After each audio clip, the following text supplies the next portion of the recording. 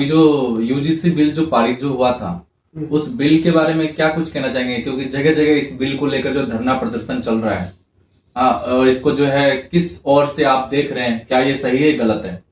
अभी केंद्र सरकार को जो है सुप्रीम कोर्ट ने नोटिस जारी भी किया है इस पर रोक लगाकर। हमारा मानना है समाज को अपना बड़ा दिल करना चाहिए, समाज को बड़ा दिल करना चाहिए। इसमें खामियां हैं, निश्चित हैं, मैंने बोला कई बार। एक खामी, बड़ी खामी इसके अंदर ये है कि जो कोई फॉल्स कंप्लेंट दी है उसके खिलाफ कोई कार्रवाई का इसमें विधान नहीं है, वो होना चाहिए। बाकी टोटलिटी में ये विधेयक अच्छा है, कानून अच्छा है और पुराना ही कानून है। कोई नई चीज इसके अंदर नहीं करी है, सिर्फ नई चीज एक करी है, ओबीसी को उसके अंदर ऐड किया है। बाकी एज इट इज बिल जो है वो पुराना ही है, जो पुराने से चला आ रहा है। सबसे बड़ी समस्या क्या है कि सरकार को आगे आकर के इसका भ्रम क्लियर करना चाहिए लोगों के मन का, क्योंकि लोगों ने इसको पढ़ा नहीं है। बिना पढ़े इसके एजुकेशन में आप खुद पढ़े लोगों ने, और इसमें मुझे लगता है कि इसमें कहीं ना कहीं इन्वॉल्वमेंट जो है विदेशी ताकतों का भी है, मुझे जो लगता है। अन्यथा इस विधेयक के अंदर एक पॉइंट को केवल छोड़ दिया जाए तो बाकी चीजें बिल्कुल ठीक है, कहीं कोई समस्या नहीं है, ऑलरेडी कानून है। दूसरी चीज, ये कोई फांसी देने का बिल नहीं है, ये कोई किसी को सजा नहीं दे सकता है, ये सजा नहीं दे सकता। अगर मान लो इसके आधार के, इसकी फाइंडिंग के आधार पर किसी बच्चे को टर्मिनेट भी कर दिया जाए, वो कोर्ट में मूव कर सकता है। ये सरकार को बताना चाहिए, ये समाज को भी बताना चाहिए आपस में, इसमें है ये ऑलरेडी सब कुछ। डॉक्टर साहब, ऐसा क्यों लगता है आपको कि इसमें जो है विदेशी ताकतें कहीं ना कहीं इन्वॉल्व है? मुझे कुछ घटनाएं याद आती। अभी मुक्तेश्वर आनंद कुंभ में जाकर के एक पूरा ड्रामा रचते हैं और योगी आदित्यनाथ के खिलाफ एक बात करना शुरू करते हैं। उत्तर प्रदेश में एक जाति के लोग योगी आदित्यनाथ के खिलाफ पूरा मूवमेंट कई सालों से चला रहे हैं। अचानक उनको ये मुद्दा मिलता है यूजीसी का, जो मुझे कॉन्स्पिरेसी दिखती है, और इसको लेकर के वो लामबंद करते हैं। टारगेट पे योगी है, टारगेट में मोदी है। मैंने एक डिबेट में कहा, अचानक क्या हो गया? कभी तो मोदी जी को हिंदू हृदय सम्राट कह रहे थे लोग, सारे कह रहे थे कि वो तो भारत के राजा हैं, विश्व के राजा हैं। आज एक छोटे से बिल के आने के बाद वो तेली हो गया, वो तमोली हो गया, वो हिंदू हृदय की सम्राट के क्राइटेरिया से बाहर निकल गया। तो गलत है ना? बिल्कुल। आपको अपना दिल बड़ा करना पड़ेगा, एक चीज। दूसरी चीज, समाज में जाति है, ये सच्चाई है। जाति के आधार पर उत्पीड़न है, ये भी सच्चाई है, हम उसको नकार नहीं सकते। 1964 में विश्व हिंदू परिषद के एक सम्मेलन के अंदर एक नारा दिया गया, हिंदुआ सोदरा सर्वे ना हिंदू भक्तो भवे। आज राष्ट्रीय स्वयंसेवक संघ को 61 साल के बाद फिर एक नारा देना पड़ा, एक शमशान, एक मंदिर और एक कुआं। क्यों देना पड़ा? इसलिए देना पड़ा क्योंकि समाज में कोई सुधार नहीं हुआ है। आज भी दलित के यहाँ पर, अस्पृश्य समाज के यहाँ पर, उसको अस्पृश्य जिसको कहते हैं, उसके यहाँ पर रोटी बेटी का संबंध बना नहीं है। शहरों में वो रोटी खा सकता है, तो वही परिवार गांव में जाता है तो गांव में वो खाना नहीं खाएगा, उसमें पानी नहीं पिएगा, कुछ छुएगा नहीं। ये रियलिटी है। और अगर हम कहते हैं कि समाज में, शहरों में जातिवाद नहीं है, तो एक 10 साल पढ़ाने के बाद व्यक्ति प्रोफेसर के इंटरव्यू देने जाता है, उसके पब्लिकेशंस भी होते हैं, उसका सब कुछ भी होता है, फिर भी वो एनएफएस कैसे हो जाता है? इसका मतलब जिन शिक्षकों ने उसको पढ़ाया है और जो छात्र उससे पढ़े हैं, वो सब बेकार हो गए क्या? वो 10 मिनट के इंटरव्यू में आपने कह दिया कि ये पढ़ाने लायक ही नहीं है, और वो पढ़ा रहा है, कंटिन्यू 10-12 साल से पढ़ाता हुआ आ रहा है।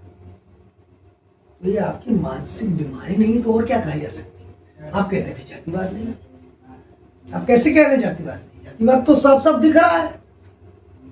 और आपकी क्वालिफिकेशन, जो एक्सपर्ट बैठे हैं, उनकी क्वालिफिकेशन में जो कैंडिडेट इंटरव्यू देने गया है, उनकी क्वालिफिकेशन में जमीन आसमान का अंतर। वो केवल इसलिए बैठा हुआ क्योंकि उसकी जाति का वाइस चांसलर, उसकी जाति का सिस्टम वो सिलेक्ट हो गया। विश्वविद्यालयों के अंदर एक एक पेपर पब्लिश करे हुए आदमी, कॉलेज की पत्रिका में जिनका पेपर पब्लिश हो, वो भी प्रोफेसर हो गए यूनिवर्सिटी में।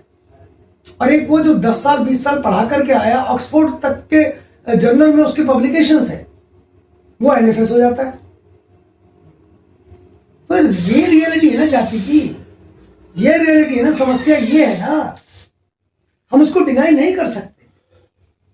अगर वो नहीं है तो फिर हमको कहने की जरूरत ही नहीं है कि एक कुआं की जरूरत है, एक शमशान होना चाहिए और एक मंदिर होना चाहिए। आज भी देश में हम समाज समरसता के तहत बहुत सारे काम करते हैं कि मंदिरों में प्रवेश हमारे लोगों का हो जाए, पिछड़े लोगों का प्रवेश वहां पर प्रवेश हो जाए, गरीब लोग वहां जा सके। समाज समरसता विभाग करता है ना, संघ का इस काम जी जी करता है ना। क्यों जरूरत पड़ रही है? क्यों आज भी घोड़े को लेकर के प्रश्न खड़ा कर देते हैं लोग यार, घोड़े पे चढ़ने नहीं देते। आज भी है, आज भी ऐसे बैकवर्ड इलाके हैं देश के अंदर जहां पर अस्पृश्य यानी दलित जातियां जो है चप्पल पहन करके नहीं जा सकती उस बस्ती से। है रियलिटी। पहला सवाल मेरा ये है जेएनयू छात्र को लेकर। जेएनयू छात्र की क्या सर, जेएनयू में ऐसा क्या शिक्षा नीति है कि अभी जैसे यूजीसी बिल आया, यूजीसी बिल में धरना प्रदर्शन चला जंतर मंतर में, वहां पे जो ब्राह्मणों को गाली दिया जेएनयू के छात्र द्वारा, अभी जैसे एक मामला सामने आया, बड़ी बड़ी सुर्खियों में अभी वो चल रहा है, अभी ट्रेंडिंग में है, सोशल मीडिया पे हर एक न्यूज चैनल पे दिखाया जा रहा है।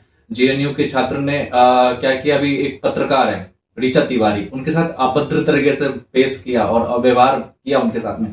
क्या कहना है उसमें आप? नहीं, वो गलत है और ये वामपंथी शिक्षक, वामपंथी छात्रों ने किया है, ठीक है, वो वायलेंट हुए। आप आंदोलन कर रहे हो और यदि आपके किसी भी मुद्दे में सत्यता है तो फिर आपको अग्रेसिव होने की जरूरत क्या है? जी, महात्मा गांधी ने इतनी बड़ी लड़ाई लड़ी देश के अंदर, सारा देश उनके साथ गया, किसी को मार करके आ गया, बड़े क्या हुआ, आजादी मिली? नहीं ना।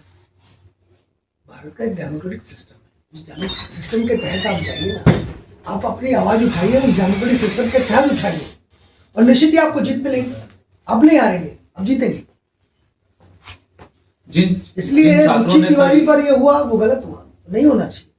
उन्होंने अपने आंदोलन को कमजोर किया है और वामपंथियों को इससे लेना क्या?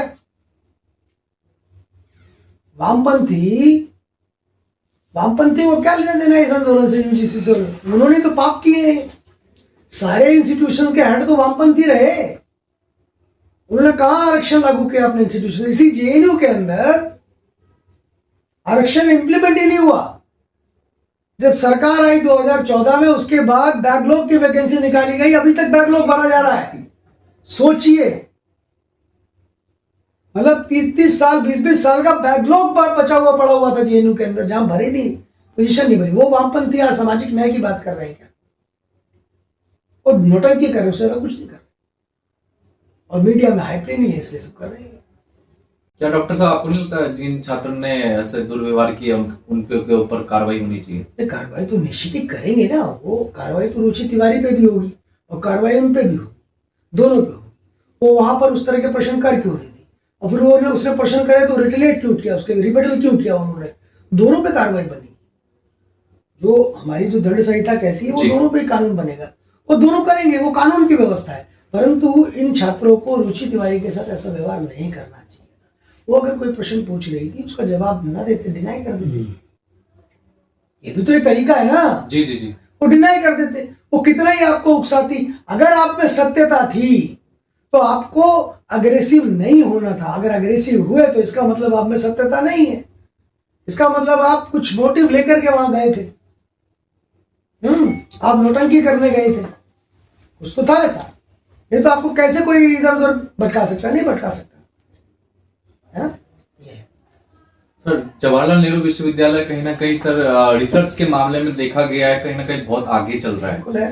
तो उसमें क्या छात्रों की संख्या उसमें रिसर्च के प्रति अग्रसर हो रहे हैं या उसमें बढ़ोतरी हो रही है? बिल्कुल, देखिए रिसर्च सेंट्रिक यूनिवर्सिटी है। मैंने कहा ना, दुनिया की टॉप 2-3 यूनिवर्सिटीज के अंदर एक यूनिवर्सिटी दुनिया में, भारत में, दुनिया में सोशल साइंसेज के अंदर जी इसका बड़ा नाम है ना, बड़े बड़े प्रोफेसर यहाँ से हुए है ना, रिसर्च सेंट्रिक यहाँ सिस्टम है। आप देखेंगे पूरा कितना ये इन्वायरमेंट देखिए, 24 घंटे लाइब्रेरी खुलती है, 24 घंटे लाइब्रेरी कहीं यूनिवर्सिटी में खुलती है, यहाँ खुलती है। उस बच्चे के लिए, उस छात्र के लिए चाय है, उस छात्र के लिए खाने पीने की व्यवस्था 24 घंटे है कैंपस के अंदर। यही नहीं है, जिन हॉस्टल्स में वो रहता है, हॉस्टल में भी रीडिंग हॉल है, वहां पर भी पढ़े हो, है ना। लगभग 3,000 रुपए में उसका पूरे महीने का खाना चल जाता है, 200-250 रुपए उसका घर का रेंट है, उसके रूम का साल का। जी बिल्कुल फ्री है। 5,000 रुपए गवर्नमेंट देती है उसको पढ़ने के लिए, MCM करके होती है वो, फेलोशिप मिलती है उसको। मैक्सिमम GRF होल्डर्स हैं यहाँ पर। JNU में है 70% ऐसे बच्चे होंगे जिनको GRF है या कोई फेलोशिप मिल रही है, बड़ी फेलोशिप मिल रही है। दुनिया की जो वर्ल्ड की फेलोशिप होती है, रिनाउंड फेलोशिप, वो लेते हैं यहाँ के JNU के स्टूडेंट्स। IAS देते हैं देश के अंदर मशीनरी। JNU की छवि एक और भी है, वामपंथी छात्रों के कारण से ऐसी छवि है, अलग बात है, लेकिन JNU की प्रोडक्टिविटी भी कितनी ज्यादा है ये भी देखने की जरूरत है। आज तो 2 मिनिस्टर कैबिनेट के तो JNU के ही पड़े हुए, निर्मला सीतारमण और जयशंकर, दोनों JNU, और बड़े पोर्टफोलियो उनके पास। देश की जो क्रीम IAS मशीनरी है वो JNU की है। DU की और JNU दो ही इंस्टीट्यूशन की है कि नहीं? बिल्कुल। तो ये रिसर्च सेंट्रिक है यहाँ, क्योंकि फ्रीडम है काम को करने की। स्टूडेंट को टीचर प्रेशराइज नहीं कर रहा है कि इस टॉपिक पे काम करना है, स्टूडेंट तय कर रहा है, उसके बाद टीचर उसके हिसाब से काम कर रहा है। स्टूडेंट सेंट्रिक एजुकेशन सिस्टम जो हमारा राष्ट्रीय शिक्षा नीति कह रही है, उसके हिसाब से काम कर रहा है। इसलिए अच्छा रिसर्च हो रहा है, अच्छी चीजें हो रही है, और दुनिया में JNU का नाम हो रहा है। डॉक्टर साहब, अगला सवाल ये है कि अब माने जैसे विश्वविद्यालय हैं और स्कूल को लेकर हम सवाल आपसे करते हैं कि वहाँ के स्कूल के छात्र अगर 3 बार अगर फेल हो जाता है तो स्कूल से जो है टर्मिनेशन का नोटिस आ जाता है छात्र के लिए कि अपने पेरेंट्स को बुलाओ, आप पढ़ने लायक नहीं हो। और वही कहीं ना कहीं अगर विश्वविद्यालय में देखा जाए तो लोग जो है 10-10 साल तक यहाँ पे एक ही क्लास में टिके रहे, 40 साल 45 साल तक। ऐसा क्या मानना है आपका? नहीं, क्लास में नहीं टिके रहते हैं, क्लास में तो वही व्यवस्था है जो हर जगह है। PhD में 10 साल लगा देते हैं, लेकिन अभी UGC ने कहा है कि इतना समय नहीं आप देंगे, और JNU भी UGC से बंधी हुई है।